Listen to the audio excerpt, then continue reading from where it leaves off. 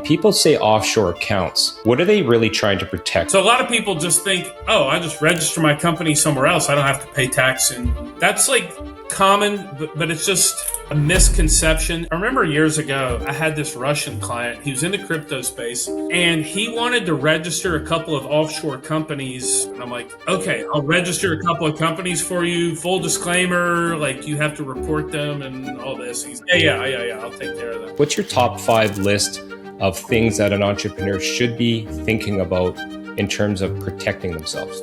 Litigation and taxation. I mean, that's the 2 main things that's going to steal your wealth. I think one of the biggest mistakes entrepreneurs make is not taking.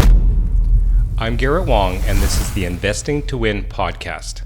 How do you define success, and what does winning look like for you?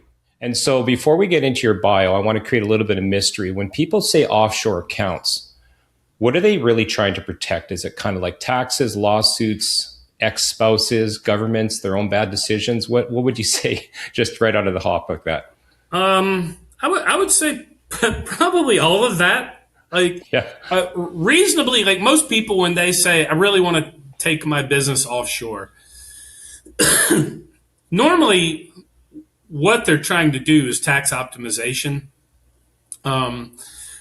But it depends. Like, I've been doing this for a long time, and so people do have different reasons. Sometimes it is tax optimization, and sometimes people have a misunderstanding of what that means to, right. And they just think, oh, I can, I'm Canadian living in Toronto, and I'll just register an offshore company, and I don't have to pay tax in Canada anymore. Well, that's not really true. I mean, it can be, but it's illegal. Like you can do that, sure, but like it's definitely not a legal thing to do. So a lot of people just think, oh, I just register my company somewhere else. I don't have to pay tax in my home country, in Canada anymore. That's like common, but it's just a misconception. And then there's some people, like I remember years ago, I had this Russian client. He was in the crypto space. I'm not going to mention a name because the guy is in the crypto space is extremely well known. Is a Russian guy. And he wanted to register a couple of offshore companies. But the thing is, Russia already has a very low tax rate anyway. Like, he had zero tax benefit, almost zero tax benefit to do offshore. For him, it was all about this like coolness factor of being offshore. It's like he wanted just say, I have an offshore account. Yeah, he wanted to seem sketchier than he really was. And I thought that one was pretty funny because like he was in the crypto space, Russian guy. He had this, demeanor like he was like this. Okay, I don't want to say oligarch because he wasn't that wealthy, but like he was a pretty wealthy Russian guy in the crypto space, and he just really wanted the perception of doing shady things. And I'm like, but we don't need to do shady things in your situation. He goes, yeah, but I want to. And I'm like, okay, I'll register a couple of companies for you. Full disclaimer, like you have to report them and all this. And he's like, yeah, I'll take care of that. So that's so some funny. people just have that. And then an asset protection is one of the bigger things that people want to use offshore structures for. But that's mainly offshore trusts and private interest foundations. And there is a tremendous advantage for using offshore structures for asset protection and estate planning. So there is a huge advantage for that. Let's, now that we gave the audience a teaser on what we're going to be talking about today, which is asset protection, let's go into your background. Why don't you give the audience a 30-second sort of brief intro, and then we can dig into that as well. Sure. American, originally from North Carolina, grew up in an entrepreneurial family, never had a real job, always had my own business. Started my first real business when I was 19. It kind of fell apart. Started another one when I was 20 that fell apart. Started another one when I was 21 that did pretty well that I ended up selling when I was around 33. During that time, I'd started a couple of other businesses. Actually, I'd bought a few businesses and rolled them into that company. I had another business in there. I bought and sold a restaurant. I had a real estate development business during that same period. And I ended up getting a bit uncomfortable with my own structure, like from an asset protection standpoint and from also a taxation standpoint, thinking things weren't well optimized and I was kind of exposed with a lot of things I was doing. And so I hired somebody like me to help me do what I do for other people now. And we developed a pretty good relationship. We set up a structure for me. And at that time, still to this day, actually, all of my friends have their own businesses. I don't have friends with jobs. I just never really.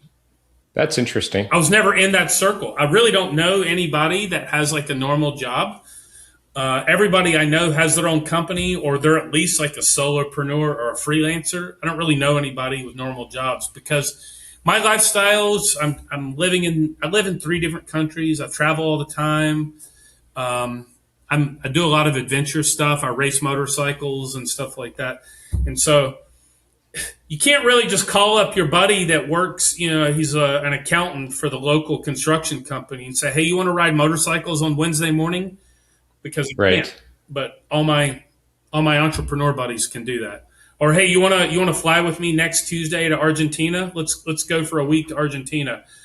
Most of my friends are like, maybe they can or can't because of other reasons, but job is not one of those limitations for them. They don't have that.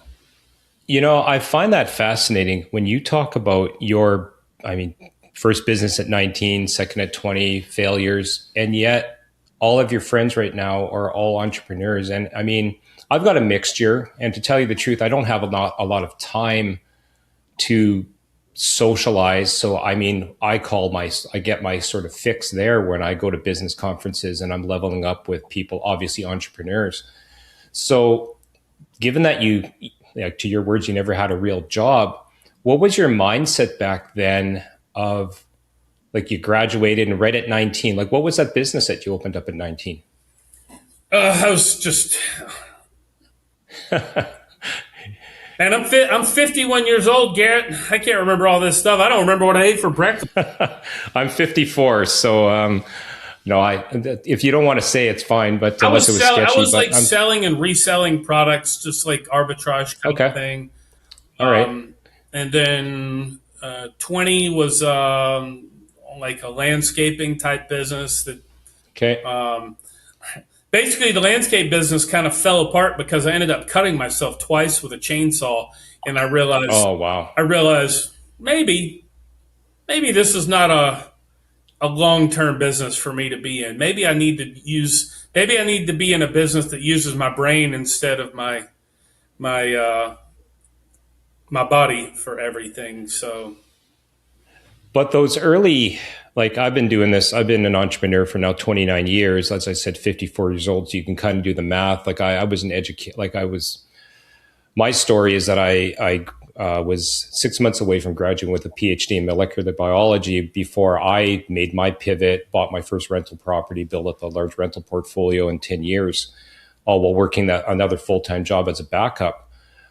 But I have had my share of failures, and you talk about these failures, and then that kind of shaped you into this protection mindset and trying to make sure that your assets are protected in exits or if the worst thing can happen. Would you say it's fair that those 2 first failures kind of shaped, because the third time's a charm, all of a sudden you said you had this business that you were able to run for quite some time and then you had an exit. Can you tell us about that? Garrett, I'm an entrepreneur. Every single day is a failure. That is true. Every single day is a failure. We roll out a new product and like nobody buys it. It's a failure. I hire a new employee who turns out is a terrible employee. It's a failure. That's the whole thing with entrepreneurship. All you're doing is you're laddering from failure to failure, and hopefully you're working your way up that ladder and you get a little bit better every time. But entrepreneurship is nothing more than, moving from failure to failure. That's it. Like Yeah. anybody that has this glorified concept of entrepreneurship is I start my business and six months later I'm driving a Lamborghini. They're out of their mind. Like, Well, you must have met them on Instagram. yes, Tons of billionaires on Instagram. exactly. Yeah. Well, most of the Instagram influencers on there sitting on the hood of a Lamborghini, with three hot girls wearing a Rolex. Most of those guys, they rented the Lamborghini, borrowed the Rolex, and hired the girls for a photo shoot. Like they're not. It's a fake persona. It doesn't exist. And now you can do it with AI, right? Yeah, right, right. Now you don't even need the real people. You can create that. So yeah, it's basically entrepreneurship is just moving from failure to failure and hoping you get a little bit better every time and you learn something from it. So that's why I say, like, I personally have never had a real job because I was raised in an entrepreneurial family. My grandpa had a chain of restaurants. My dad had a construction company. And for me, it was never the idea that I was going to like go down the corporate world path. Like that was never even like originally the idea was when I finished school, I was going to go work for my dad in the construction company and help run the business and then take it over. But I'm so independent minded. I didn't even want that. I didn't even want to work for him even for one day. Like I said, I'm going to do my own thing. I was very, very stubborn and independent minded, which, by the way, can be a good thing. It can also hurt you. Sure. In hindsight, maybe like I look back and think maybe I should have went and worked for him for a few years to get a bit more experience and understanding about business and all those things. But it is what it is. And, I am the product of every decision I've made up until this point, and I kind of like where I'm at now. So I can't complain about how I got here either. But you asked me what got me to the point to do what I'm doing now. And it actually happened back in 2005 or 6 or somewhere around there when I hired the guy like me to help me. I had 3 businesses at the time, and I felt overly exposed, and I hired a guy to help me protect my assets because I thought I was overly exposed. And I just had a couple of moments where I was like, I really need to do something about this. If I were to get sued, I'm too exposed here, or, I'm paying too much in tax and all this stuff. So I hired this guy. That guy ended up kind of becoming my mentor. And because all my friends were entrepreneurs, I went to him and said, hey, why don't I bring in a few new customers? We'll work together on them, and I'll work as like a consultant with you. And so that's kind of how I got started what I'm doing now. Not kind of. That's exactly how I got started doing what I'm doing now. But it was kind of an informal thing for a while. And then I sold those other businesses in around 2007, 6 or 7. I forget, 6, I think. I realized I didn't really like what was going on in my life. I hated my business. I hated all my employees. I hated my customers. I hated everything. Like I just like that's part of being an entrepreneur. Yeah. And I'm like, I just don't like what I'm doing, and so I need to change and I need to do something different. And so I kind of had a defining moment where I said, hey, let's think about my future. And so at that moment, I decided to sell that company. And I wanted to, the consulting thing I really enjoyed because I like working with entrepreneurs. I like entrepreneurs as a customer base. I like entrepreneurs as friends. I like entrepreneurs as mentors. Like, right. I like those type of people. And so having them as customers was perfect. And, a lot of other variables went into that. But that's kind of how I got into the process of what I'm doing now.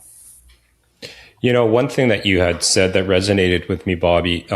So 2 weeks ago now, it wasn't, I went to Florida in West Palm Beach and met Tommy Hilfiger, and at the event saw, including myself, but some people being coached. And it's very interesting because there was this young lady there, like late 20s, trying to make it in the fashion world, had her own label and just struggling. And he actually gave her advice to go back into retail. right? And she couldn't believe it. But he basically sort of said, okay, well, your idea is good, but you don't have enough money to be able to, to get it out there and convince people that it's a better idea. And just said, go back to retail, work it for a year or two, and really get in touch with your customers to be able to see what they want, what kind of fabric they want, what kind of colors, what do they like, right? And he said, I promise you, if you do that, you're going to sort of reinvent yourself, and then you're going to figure out what you want to do. So, Yeah. The fact that you're just talking about that whole journey and that process really resonated with me on that. It's funny you bring that up. One of my best friends, and we've off and on been business partners in other ventures over the years. He came to me several years ago, and he didn't really like what he was doing, and he really wanted to get into like the personal development space. He'd always been like a big fan of like Jim Rohn and Tony Robbins and Dale Carnegie and all like the big names in personal development space. And he was like, I really want to get into this space. Like he's a great public speaker. He had a lot going on, but he was just kind of stuck. And I said, well, why don't you just go work for one of the big guys for a little bit and like just learn the business? And then, like that's going to be the best way. If you want to learn how to be 100%. the best in the business, go work for the best in the business. And that's what he did. He went and worked for Tony Robbins. He became the national sales trainer for Tony Robbins. Okay. And he worked for Tony for a couple of years, 3 or 4 years, maybe 4 years, I think. And, now he does great. He's out on his own. He's got his own program going, and he has an amazing thing going. But that was he had to take a step backwards because like he was kind of the same mindset. Like, I don't want a job. I don't want a regular job. Like, this is nonsense. I don't want to go work for somebody else. But working for Tony worked really well for him because, first of all, I mean, you're completely autonomous. Like you're not going into an office. You're traveling around. No, you're an entrepreneur, right? Yeah, an entrepreneur. Yeah, that's a good term for it. Yeah, you're an entrepreneur, and like it really helped him refocus and like understand exactly what he was trying to get himself into. Well, plus the credibility, right? I mean, there's a reason just of itself to be able to train. And you said it yourself, Bobby, is you had this person that you hired and took him on as a mentor. I think we all need mentors. Otherwise, the failures that we go through as an entrepreneur, all you're going to do is just bang your head against the wall. Like Einstein had said, the definition of insanity is doing the same thing twice and expecting a different result, right? Yeah. Well, I'm a firm believer. I'm sure you've heard this quote before, but I'm a firm believer in, the quote, you're the average of the 5 people you spend the most time with. Me too. And I look at it like this, you think about it like when you're growing up, you come through high school and you're 18 years old, you graduate high school. And what normally happens? You hang out with all your old high school buddies, right? Yeah. And during that kind of transition period, you're 18, 19, 20, and you're still kind of hanging out with all your old high school buddies. And maybe some of them are great. Maybe some of them are high achievers, and maybe some of them have like a big future ahead of them. But then you got some of them who were, the joke is like you peaked in high school. Like maybe you were the college, sure. or not college, the high school quarterback on the athlete team, and you peaked. That was it. That's your pinnacle of success, was your senior year when you were the quarterback and the prom king. And now you're just kind of like, you're an alcoholic and you're waiting tables at Applebee's and, like you're not doing much with your life, but they're still your buddies, right? You're like, but I grew up with Tommy or Joey or whatever. And I look at it like this: you're the average of the 5 people you spend the most time with. The sooner you realize that, the faster you're going to be on a growth trajectory, because you're going to be the average of those 5 people, whether you passively accept who you hang out with or you actively choose who you hang out with. Either way, you're going to end up being the average of the 5 people you spend the most time with. Like, like passively, if all your buddies drink beer and play golf every Saturday and mow the yard on Sunday and, watch football on Monday and all your buddies do that, Yeah. you're probably going to play golf and mow the yard and watch football Yeah.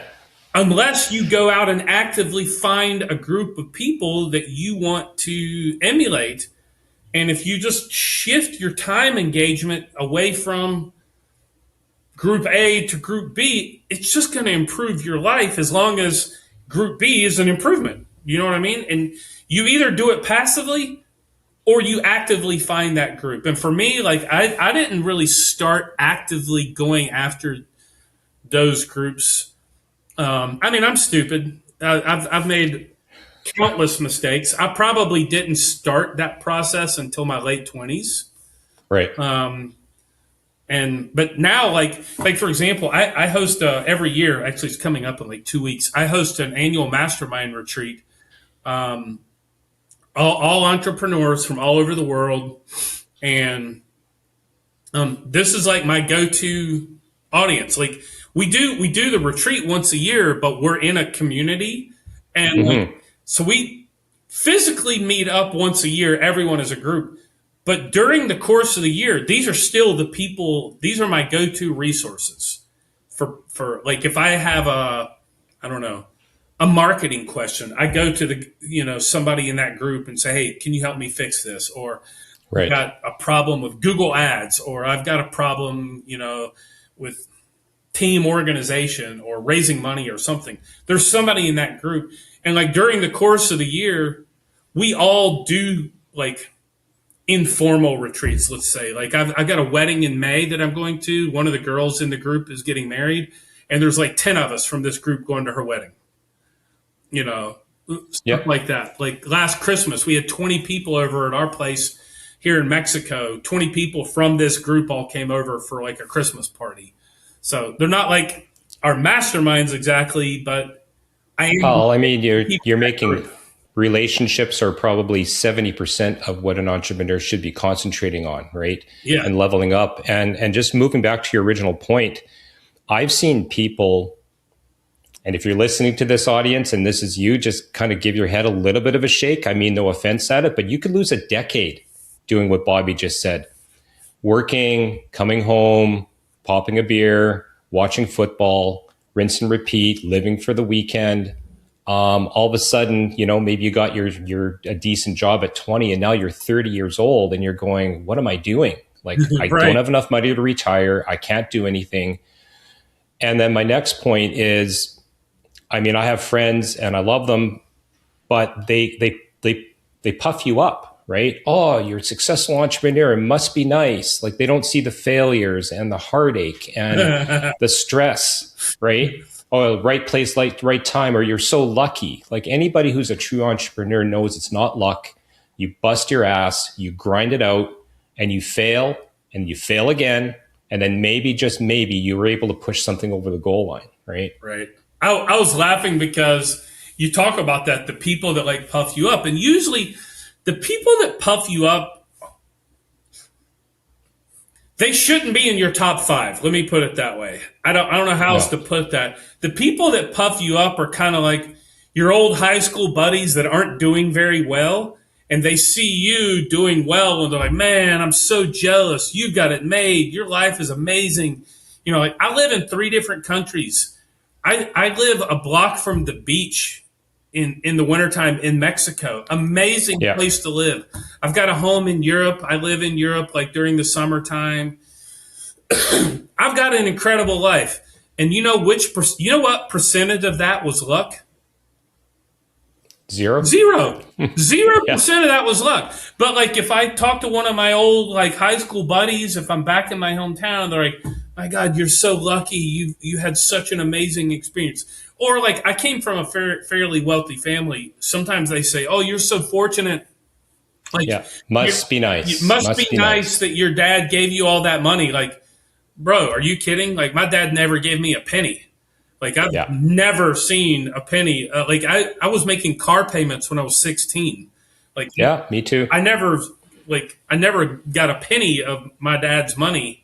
Like I do remember one time when I was like 19, and my dad loaned me like $2,000 to buy tools for that first business, which I paid him back like in 3 months.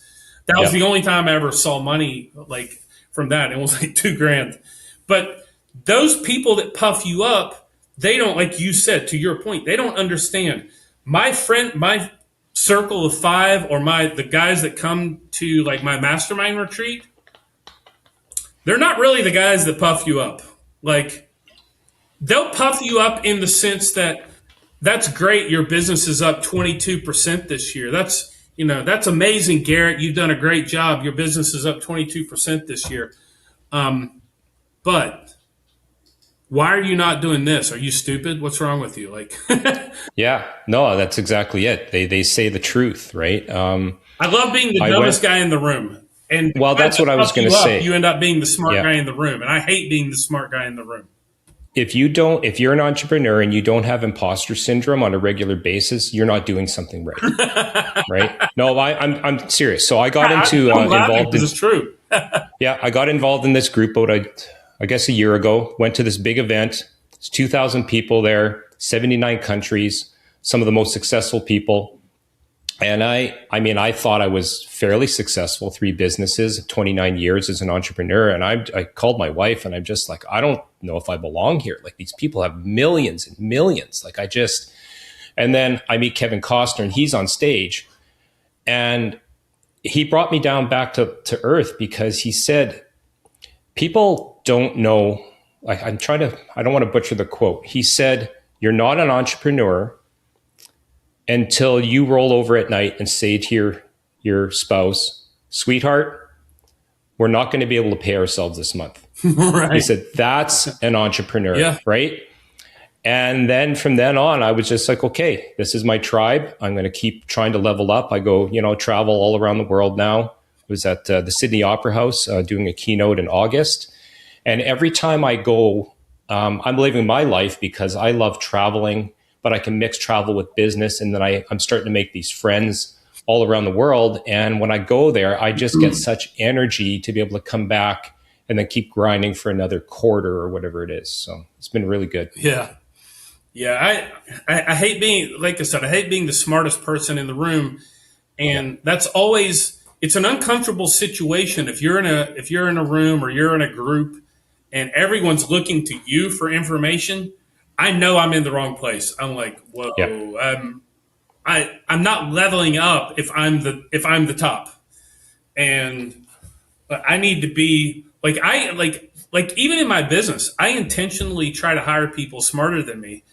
And 100%. I remember years ago when one of my other companies, I had an office manager who she was responsible for hiring like office staff, like admin people in the office, and I noticed that she was hiring people. This is funny, actually, in 2 ways. Number one, she wouldn't hire anybody prettier than her. And number two, she wouldn't hire anybody smarter than her, because she felt intimidated if they were prettier or smarter than her. And I noticed after like a while, and I'm like, we're not really hiring good performers here in the office. And so I went and talked to her about it, and we just analyzed it. I'm like, her name was Wendy. I'm like, what is going on, Wendy? Like, why are you hiring these people? Like, they're not very good. And because I would see some of the other people that were applying coming in, but they would interview with her first. They would interview with me later if they got past her. But if they were too pretty or too smart, they never got past her. She would always find like something to discredit them with. And I had to go back to Wendy and be like, this is stupid. Like, why are you not trying to hire people smarter than you? I don't care if they're better looking, but why are you not trying to hire people smarter than you? And she straight up told me. She directly told me. She goes, well, I'm afraid if I hire somebody smarter than me, you're going to realize like maybe you don't need me and you'll replace me with one of the other people. She told me that directly, which wow. in a sense was good that she, was transparent enough to say that. And I told her, I said, you don't understand the mindset here. The fact that you're hiring people dumber than you makes me think you're not that good. If you hire people smarter than you, you actually level up to me that you're smart enough to hire people that are better than Right. you on other things. And she's like, oh. Yeah. We've been talking about a lot of background and stuff, but I want to transition a little bit Sure. because one thing that you said about your journey was asset protection. Can you kind of give us a Cole's Notes version of what we're talking about here? Because assets come in all different shapes and sizes. Maybe give me a top five, which specifically for entrepreneurs and business people listening to this podcast, what's your top five list of things that an entrepreneur should be thinking about in terms of protecting themselves? All right. So I'm gonna do this in a little bit different way. So we'll talk about the things people need to the things they need to protect or things they need to protect from. Okay. Which one? I didn't quite understand your question. Protect from. Okay, things they need to protect from. Okay. So asset protect, you're basically protecting your assets from, I call it predators, right? There's always the wolves at bay. You want to keep the wolves at bay. You got predators out there. The predators are many. But basically, for the most part, they come in two forms. Their predators are litigation and taxation. That's the two main things that's going to steal your wealth. Of course, taxation comes in a million varieties. A lot of the taxation things you can't do anything about. Like property tax or any consumption type taxes, you can't do anything about that. Income tax and the various forms of income definitely can be protected against. There's lots of different loopholes and ways to minimize taxes. I think one of the biggest mistakes entrepreneurs make is not taking tax optimization seriously because, like, I give you an example. I had a client a couple of years ago, American guy with an Australian wife living in California, and they were going to move to Costa Rica. They had a coaching business they're making right about $1 million a year, and they were paying close to $500,000 a year in tax, and they wanted to optimize. And I won't, unless you really want, we can go into this as like a case study if you'd like, but I don't need to go in depth. But basically, they didn't know any better. They had already moved to Costa Rica. They were paying $500,000 a year in tax, netting out $500,000. And it took us about 4 or 5 months, but a series of consultations and doing some restructuring, and we got them to zero tax. Zero. We got them to zero tax. And so and I'm talking legally, okay? I'm not talking about zero is good. You're talking my language, Bobby. I like zero. We got them to zero. They didn't even know it was a possibility because, first of all, like, they had multiple things to consider. American guy, that's one country, one region. Australian wife, that's another factor to consider. Living in California and the U.S. adds another variable, and they moved to Costa Rica. So that's 5 different variables in the picture, right? And so anytime you add, especially different countries, into your taxation, it creates a lot of variables and a lot of complications, and they couldn't find anybody that knew what to do. Now, of course, there are like PwC or the big 5 accounting firms. They deal with that, but they only deal with that for billion-dollar companies, not small entrepreneurs. So they got referred to me. It took us a few months of consulting and restructuring, but they got to zero. If they had not taken a proactive approach, they came to me, I don't know, 4 years ago, probably, maybe 5 years at this point. If they had not come to me and they continued, because they had been procrastinating, if they continued to procrastinate for 4 more years, that's an extra $2 million they would have not had in their pocket that they do now.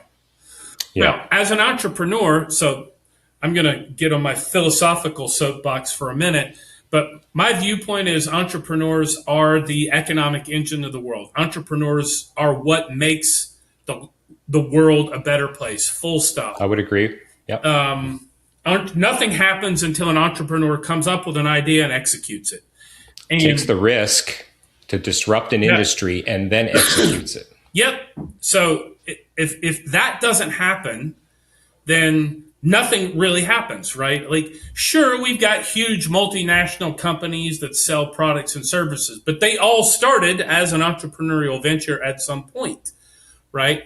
And the vast majority of the workforce works for entrepreneurial businesses, small to mid-sized businesses. And if that couple had not finally stopped procrastinating on their tax optimization, they would have been 2 million less rich.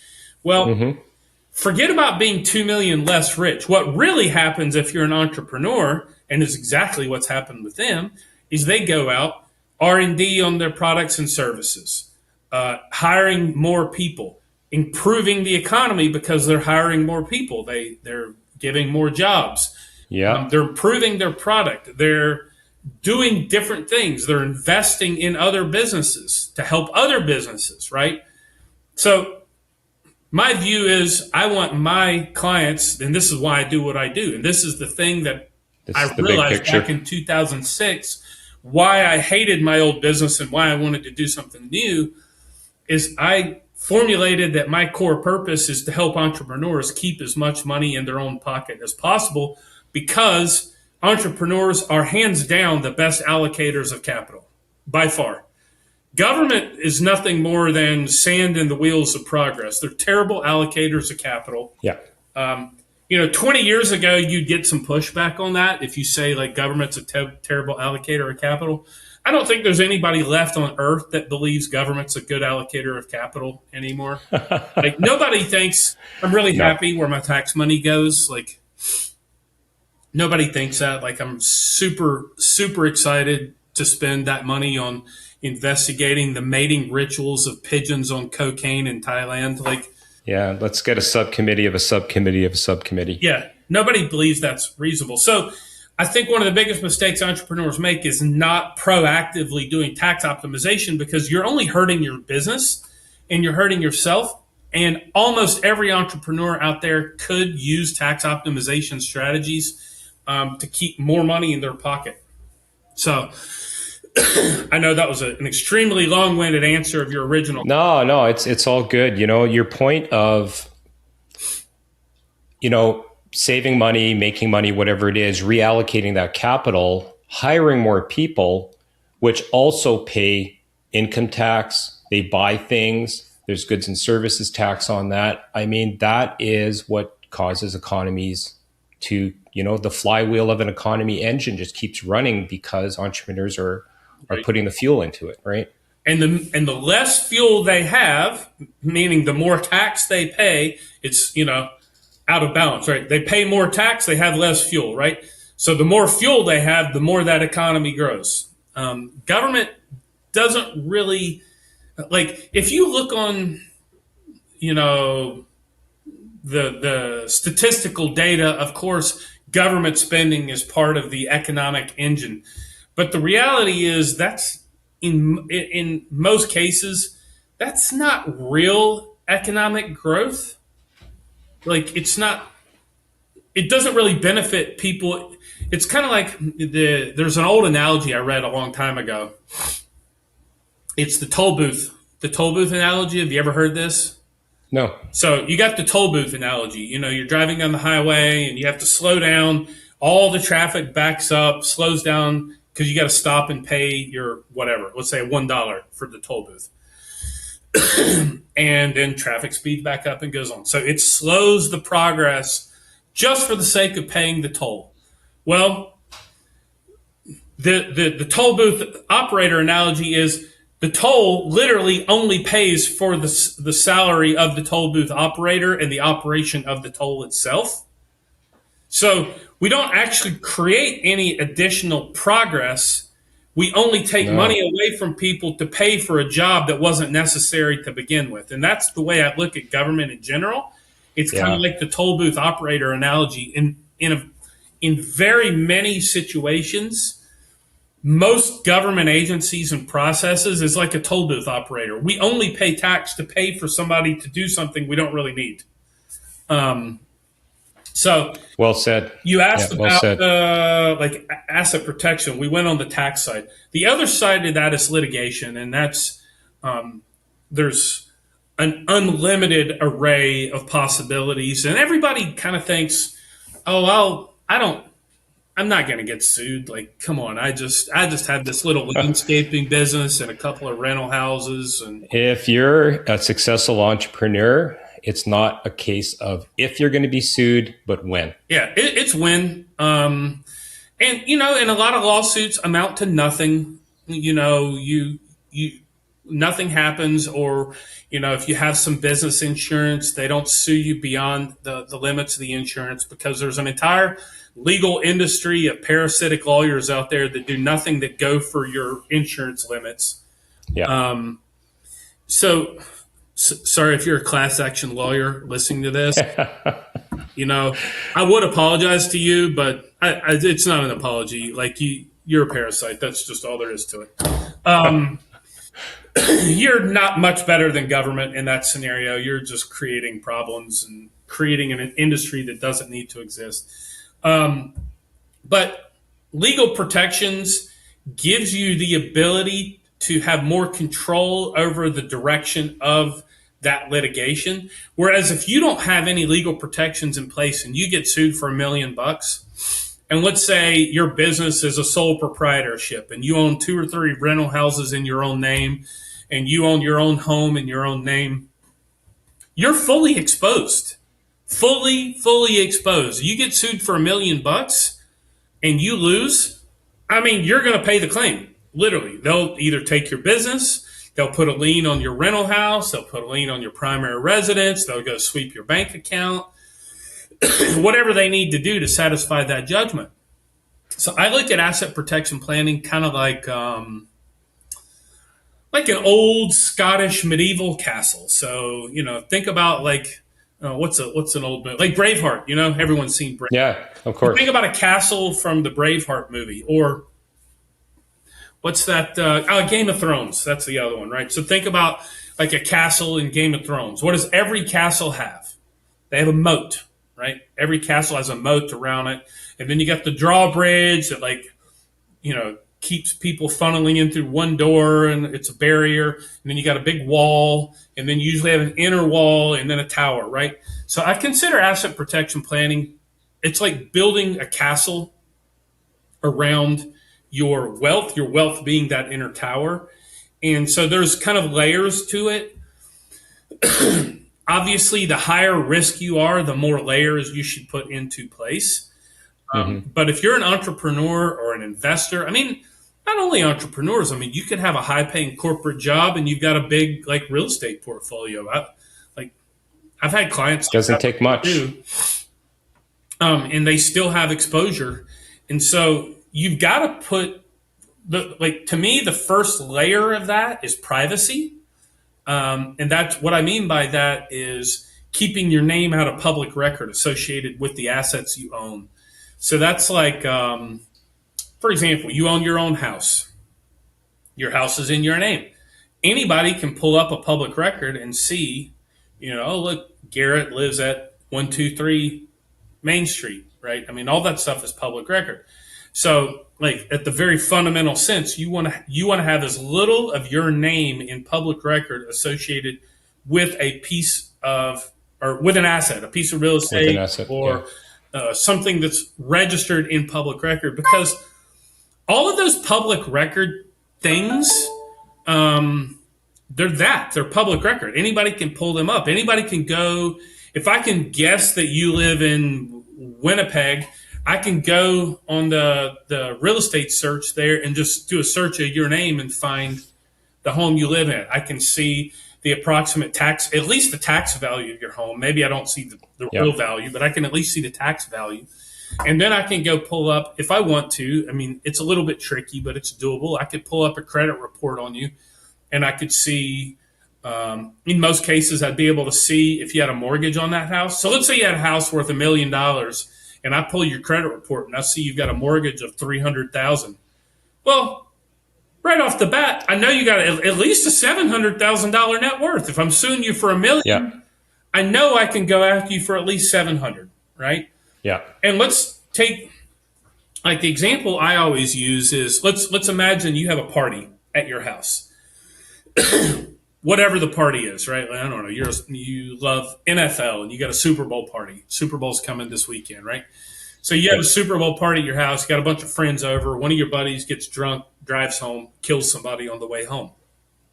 Well, hopefully that doesn't happen, but you don't have any control after that guy walks out of your house after your Super Bowl party, right?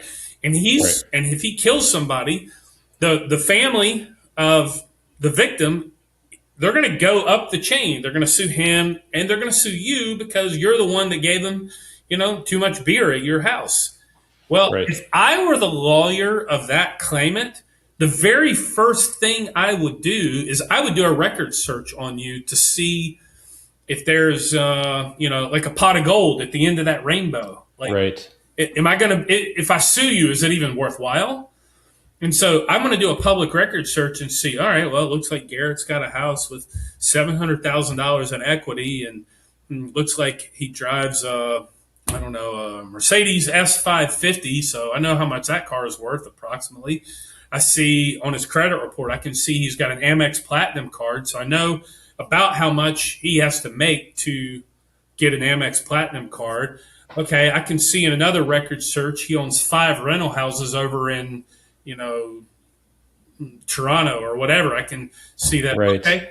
So I might go back to my claimant at that point as the lawyer. I might go back to the claimant and say, hey, I'd love to take this case for you. Why don't we do this on a contingency?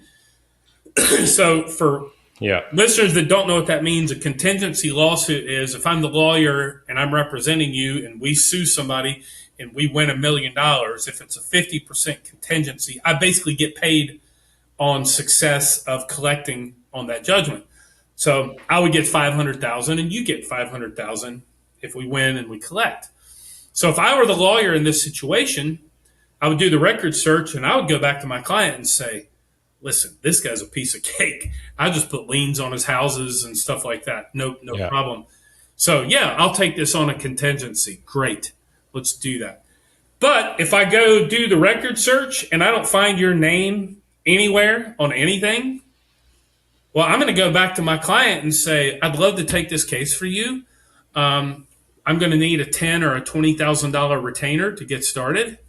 And very often the privacy shield itself is enough to wash away the frivolous litigation, because the lawyer is going to go to the client and say, I need 10 or 20,000. The client might say, yikes, I don't have 10 or 20 grand to pay the lawyer.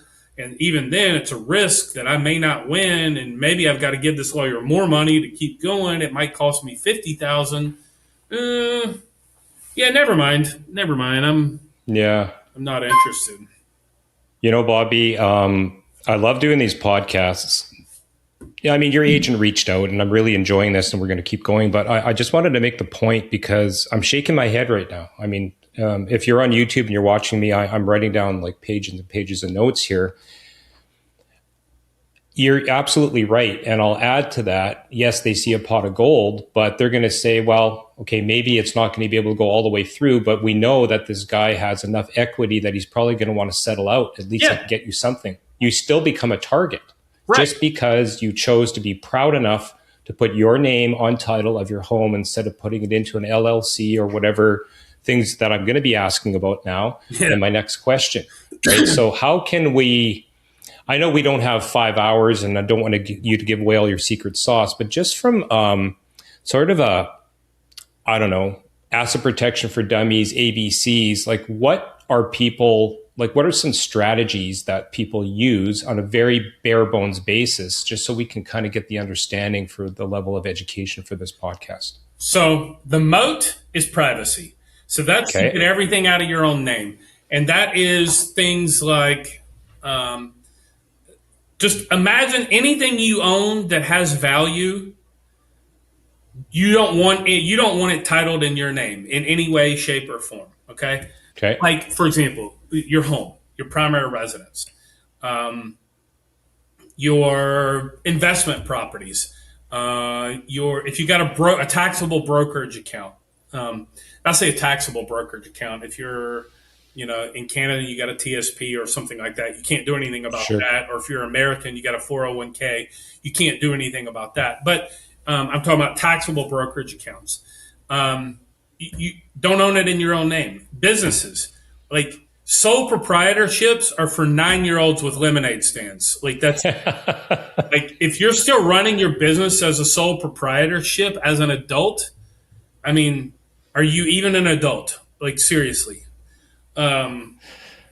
Like I love that quote. I'm laughing. I'm writing this down. This is going in the intro. Like for real, sole proprietorships are for 9-year-olds with a lemonade stand. There's no reason I don't care. Like if you have a landscaping business, and you're running that as a sole proprietor, I don't care if you've got 5 yards you mow. It's crazy to do that because you could have one of your employees out there drive over a rock and it slings a rock over and hits their 2-year-old in the forehead and injures them. You could have the homeowner's 2-year-old could be out in the yard, which they shouldn't be while they're mowing the grass, but guess what? They still do it, right? And that rock hits them in the forehead and injures this 2-year-old kid. You're going to get sued. And if you're a sole proprietorship, they're going to come after all of your personal assets. It's insane to run your business through a sole proprietorship. Absolutely insane.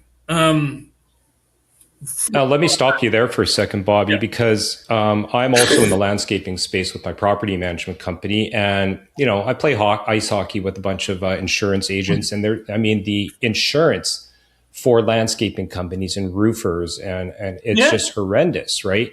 And I see so many people, which is why I'm doing this in the landscaping space, mid-20s, early 20s, slap a sticker on a truck. They think it's a good idea. This is probably early Bobby in his 20s, right? And all of a sudden, you've got 50, 60 contracts because you're a hard worker and you're making $200,000 to $300,000. And you still have this business in your name. You might not even have insurance because you're just like, hey, this is great. You're 21 years old. What do you know, right? This makes me shudder to think. It's true. It happens all the time. It happens. Yeah. So, and by the way, insurance, first of all, especially if you have liability like that, if you're doing any home services, meaning you're physically going to someone else's home, you're insane to not have insurance. You're absolutely insane to not do that. Because you as individually, or your team or your employees or representative of your company are going onto somebody's house property, any type of home service, landscaping, roofing, windows, gutters, pressure washing,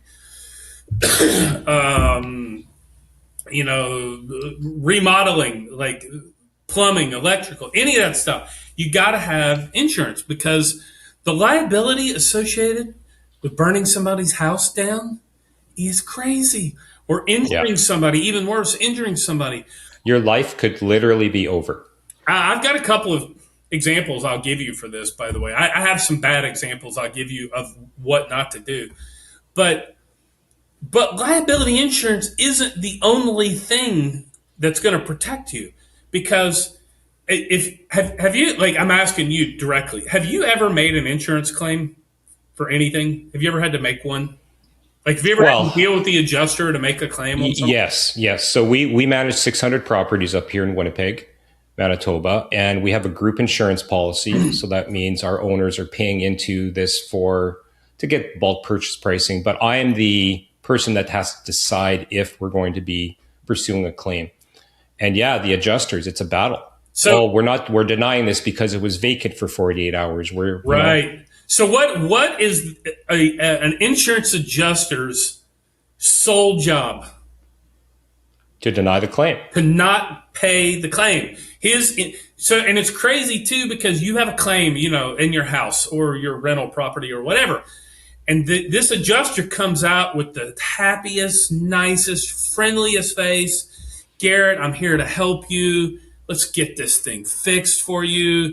I'm here to make everything right for you, right? They They train them in that way. I'm 100% sure there's a training program to make adjusters lie to your face, okay? Because their entire job is to not pay your claim.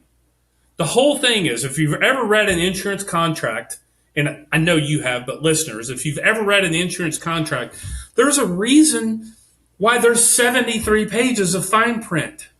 Yeah. Every line on that fine print is an excuse to not pay your claim.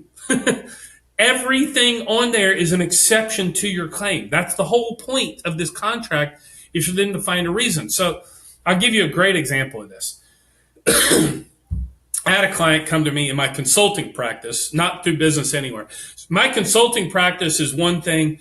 Business Anywhere is an offshoot of my consulting practice, but it's my bigger company now because, we do a lot with it now and it's kind of blown up.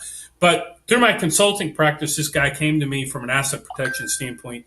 He was in Texas. He had 10 rental houses, and he was referred to me, and he said, "Hey, I want to talk about developing an asset protection strategy for, he had a business and he had 10 rental houses and his primary residence and all this stuff." He made pretty good money. I think he was in some home service type business.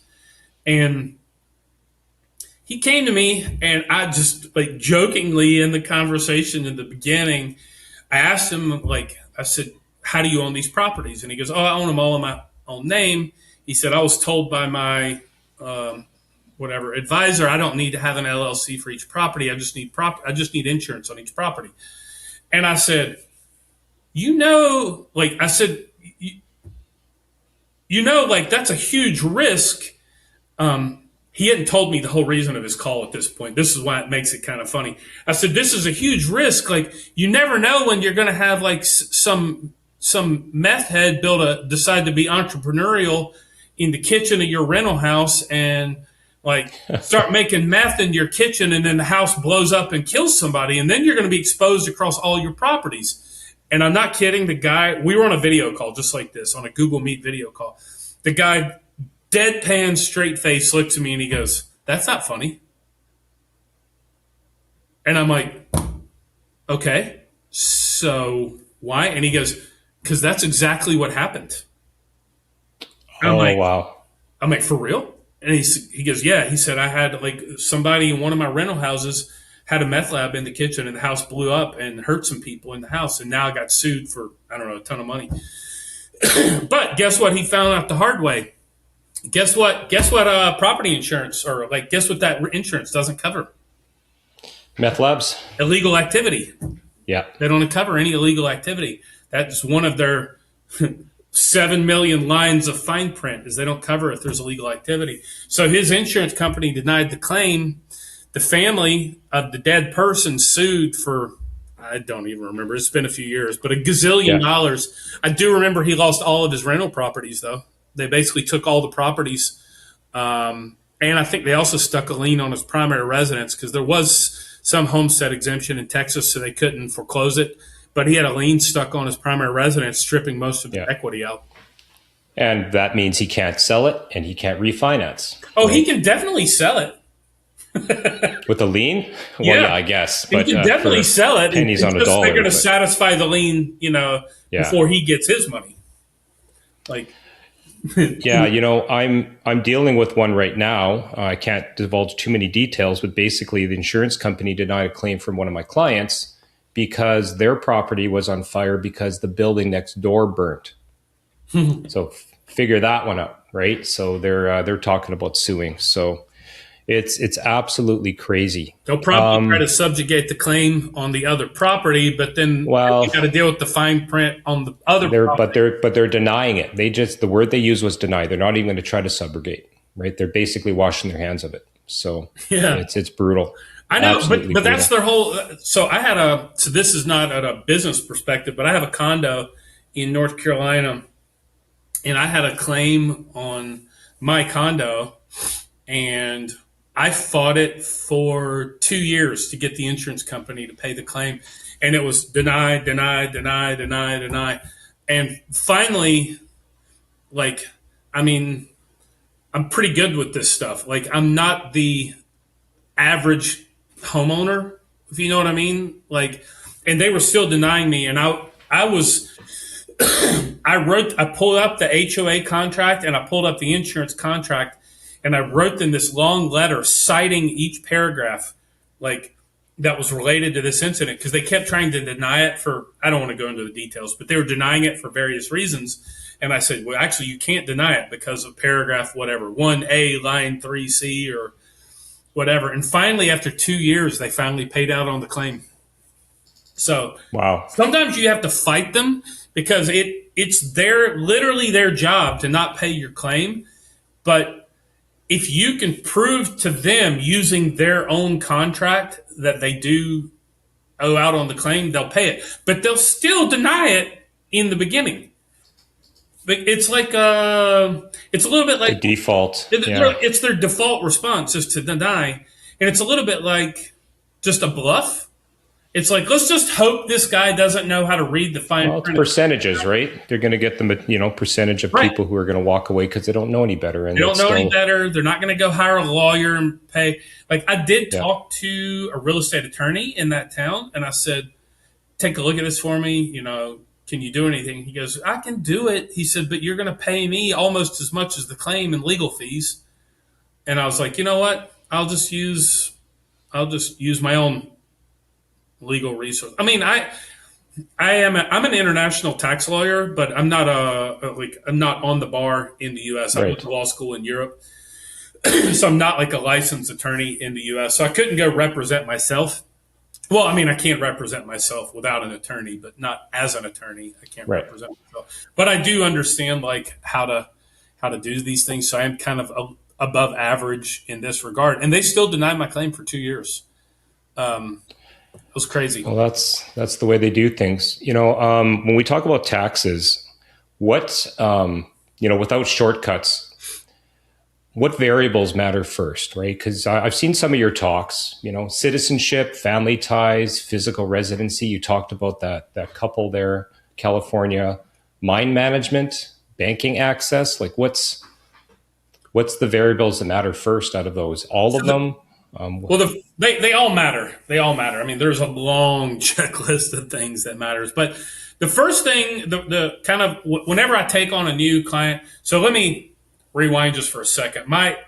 From this side of my business, my consulting side of my business, when I take on a client who wants like tax and company structure consulting, I work mostly with location independent entrepreneurs that either live outside of their home country or have business outside of their home country. Because once you add in these multiple variables, it gets complicated, and usually your like regular accountant or your regular business lawyer, it's outside of the scope of what they understand how to do. So this is kind of my narrow niche of what I do. So with that kind of premise, when I take on a new client, the first thing that matters is as an individual, where is your tax residency? Because just registering a company in another country doesn't necessarily solve your problem. Like, for example, if you're Canadian living in Canada, registering a company in BVI doesn't really help you because Canada has what's called CFC rules, or controlled foreign corporation rules. So just because you have a company in BVI and BVI doesn't tax their companies doesn't mean anything, because Canadian CFC rules say if you still have controlling interest in that BVI company as a Canadian tax resident, all the profits from that company are going to be taxed to you as an individual in Canada, whether you distribute the profits or not. So your tax residency really matters, and variables like CFC rules in the country where you have tax residency can make a difference. So, like, for example, Serbia is a country that does not have CFC rules. So if you're a resident of Serbia, using that example, and you register your company in BVI, let's say your company makes $1 million a year, but you only want a salary of, let's say, $50,000. Serbia is a pretty cheap place to live. So in that scenario, you would only pay tax on $50,000 of the profit you drew out of the company, and that $950 can remain tax deferred indefinitely in that company. But that's only because Serbia doesn't have controlled foreign corporation rules. Whereas if you were in Canada or Germany or a lot of the world, you would still have to pay, even if you only paid yourself the salary of 50, you'd still have to pay tax on the full million back in your home country. Right. Yeah, we have dozens of clients who have given up their Canadian residency. So we're filing non-resident withholding tax for their rental portion. Yep. So I'm very familiar with it, but I can't even imagine, probably I might have hundreds of other clients that don't even know that exists. That's just the people who came to me and were proactive about knowing. So there's a whole subset of people out there that could be and should be getting advice like what you're offering. So, I'll give you a great example because I have a ton of Canadian clients. I don't even know, probably at least 1,000 Canadian clients, maybe more. Actually, just from the consulting side, I probably have 1,000 Canadian clients. From the Business Anywhere side, I don't even know because I don't know how many clients we've got there.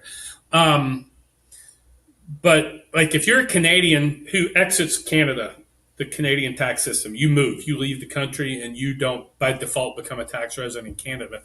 To your point, if you still have Canadian source income, you still have to file a non-resident return on that income. If you got rental properties or even if you had an operating business, the business still has to file a tax return. And if you get a dividend from that business, you still have to pay tax on the dividend because it's Canadian source.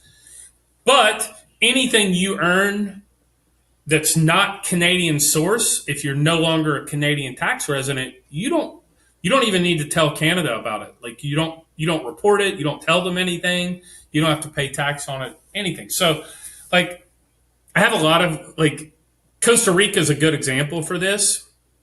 So Costa Rica is a country, they're what I call a tier 2 country, which is a residency-based territorial tax system. Meaning if you're a resident in Costa Rica, you only pay tax on the income you earn inside the territory. So if you had a job in Costa Rica or a business or rental property or whatever, you pay tax on that in Costa Rica, but you don't pay tax on anything outside. So I have a lot of Canadians that have moved to Costa Rica, and what we do is we register them a company somewhere else based on whatever they needed for that company. But we usually structure it in such a way so the company has no company tax. So then they don't pay any tax at all on that income. They pay zero. So Costa Rican resident, but as long as the company is not registered in Costa Rica, they don't owe tax in Costa Rica. And if they've exited the Canadian tax system, they don't pay tax there either. So, and as long as the company is structured in a way where it's zero tax, then they're basically they're living completely tax-free. Even the company, let's say corporation in Canada, you said the magic word there, is structured in such a way so it's not paying tax. It wouldn't be a Canadian corporation. Let's put it that way. Right. You'd have to, okay. Wow. It definitely would not be a Canadian corporation, because if you're a Canadian corporation, you're still going to have to pay Canadian company tax.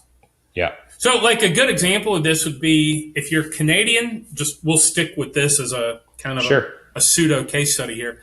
Canadian citizen, non-resident, living in Costa Rica, you could register an LLC in the U.S. Now, I want to preface this by saying it depends on the nature of the business itself.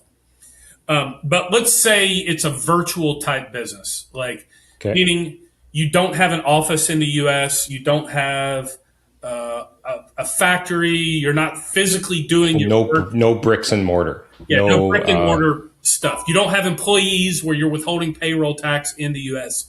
You don't have any of those connections physically in the U.S. In that scenario, you could use a U.S. LLC, because an LLC, the default tax election of a single member LLC is disregarded entity. So if you make, just for math's sake, $100,000 a year, let's say, I'm going to pick on you, Garrett. So Garrett, you own an LLC that makes $100,000 a year. You're living in Costa Rica. Well, that profit flows through to you as an individual. The LLC doesn't pay tax anyway. So you, as an individual, as an owner of a U.S. LLC, may or may not have tax based on the nature of the income from the business. So let's say you're doing coaching, consulting, info products, a SaaS business. SaaS, for those listening, if you don't know, SaaS, software as a service. Basically anything that's kind of virtual in the cloud, kind of. You know what? I'm going to actually stop you there because I want a real case study here. Okay, so I am a resident of Canada. Yes, I have. I'm almost finished, and then we'll do yours. In that scenario, you wouldn't pay any tax at all. You wouldn't pay any tax in the U.S. because you don't have U.S. source income. You wouldn't pay any tax in Canada because you're no longer a tax resident. You wouldn't pay any tax in Costa Rica because it's not Costa Rican source income. So if you had a software company, Canadian, living in Costa Rica, and had a software company, you could run it through like a Wyoming LLC and pay zero tax. Yeah. Well, that's the exact scenario I was just going to say, because I have an AI implementation company, a SaaS company that I've started. It's federally registered in Canada. Maybe that's already a mistake. And the purpose of this is to gain, like, AI companies are trading right now to private equity at about 40 to 60x multiples. So you can imagine I am trying to go for a roll up because that's what something I've wanted to do for a very long time. So if this hits properly and I'm still in Canada and I get an exit of $30-40 million, I'm going to be paying out like lots, right? Are we talking about exit money as well, or just active income, or everything? Mm-hmm. Yeah. So, but you're still living in Canada, right? No, I'm saying, like, maybe I'm talking to my wife tonight. We're saying, sweetheart, I think we're gonna go check out some condos in Costa Rica. So in your scenario, I would move that company out of Canada. I mean, let's just make assumptions here. You're like, I'm moving to Canada. I'm moving to Costa Rica next week. I would move the company also before it's worth anything, before you have, let's get it out of Canada first because if you move now, you may have an exit tax. Okay. Depends on the value of the assets, and especially with private companies, you can really play around with the value. Like, you would never in a million years do your exit tax and calculate the value of that company on a 50x multiple. That would be insane. No, why would you do that? Yeah. But if you were to say, let's say you're, I don't want to ask because maybe you don't want to share it, but let's assume you're either pre-revenue or you have some MRR, but not that much, like you're still in the growth phase. So you probably have a zero valuation at this point anyway. Correct. Yeah.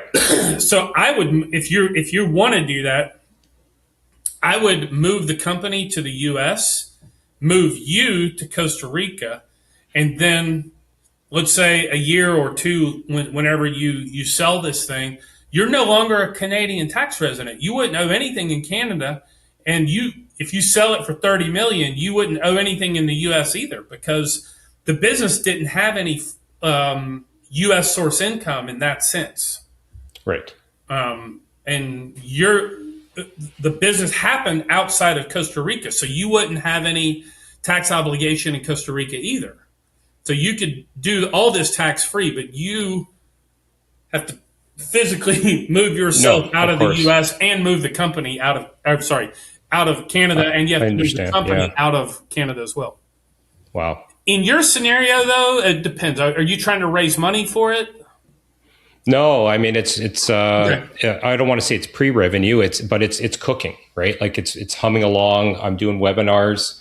People are starting to sign up. Like, it's a perfect opportunity. You're starting to see some MRR.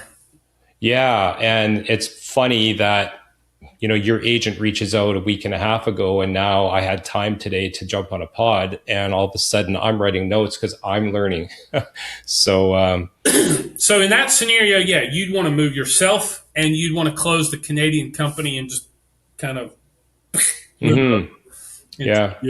have other associates who are doing the thing in Wyoming, so it's interesting. We'll have to talk off in the green room. I mean, our other company, businessanywhere.io, that's what we do. We're a registered agent in all 50 states. We do company formation, registered agent service, virtual mailbox, bank account opening, bookkeeping, tax filing, all your company compliance. I mean, that's what Business Anywhere does. Okay. This is, I know we were joking about turning this into a Rogan style 2.5 hour podcast, but I think we'll stop it there. Maybe we might do a part two, because I have a question I'd like to ask you, and it's interesting. I ask this question of every single guest, and I always get a different answer, but you're going to be a little bit unique because you're living in, 3 different places. You didn't really have a job. You were always an entrepreneur. So, Bobby, this is the question. This is the Investing to Win podcast. How do you define success, and what does winning look like for you? Yeah, I love this question. Actually, I freaking love it. I literally just had this conversation 2 days ago with one of my best friends who's going through like some struggles in his business and life. And he made a comment to me. He made a comment like, I'm tired of feeling like I just keep failing and failing and failing. And I said, well, you need to change your mindset about what the definition of success means. To me, success is not the traditional version of success that, you read about, you see on Instagram, right? Like that Instagram version of success is sitting on the hood of the Lamborghini, with 3 hot girls wearing the Rolex and all that stuff. To me, that's a bullshit vision of success. For me, success is if I'm in the process of achieving my goals and I can actively see I'm better than yesterday, Bobby. It's taken me a long time to get to this place, by the way, because you mentioned, what do you call it? Imposter syndrome. We all feel it. We all feel it. I feel it sometimes too, especially like I'm going to go to my retreat in a couple weeks and there's guys there. I got one of my favorite clients, one of my best friends. He's one of my best clients. And the guys started a company 3 months ago. Okay. 3 months ago. 3 freaking months ago. Last month, he did $700,000 in revenue. In 3 months. I'm like, what am I doing wrong? You always have that imposter syndrome. Like, what am I doing wrong? Why can't I do that in 3 months, But imposter syndrome is a real thing, but I always have to like reel myself in and realize the only thing that matters is, am I better than yesterday, Bobby? And am I making improvements on yesterday, Bobby? Like, is my health getting better? Am I going to the gym regularly? Am I eating healthy? Am I going on walks? Am I getting am I taking care of my body and myself? Am I taking care of my mindset? Am I doing the active things in my business I know that moves the needle for me? So for me, that's all I look at is, did I do better than yesterday? Am I improving on yesterday, Bobby? For me, I'm a success. If I am a lazy ass and I lay on the couch and eat Oreos, watching Netflix all night, and I wake up the next morning and I'm like, yeah, that was not a good day. Like, I'm not better than yesterday, Bobby, if that's what I did. Yeah. So. Amazing. That's one of the best answers I've heard. Because we always, we can't stop ever trying to get better, and you mentioned it, the high school quarterback, right? Homecoming king.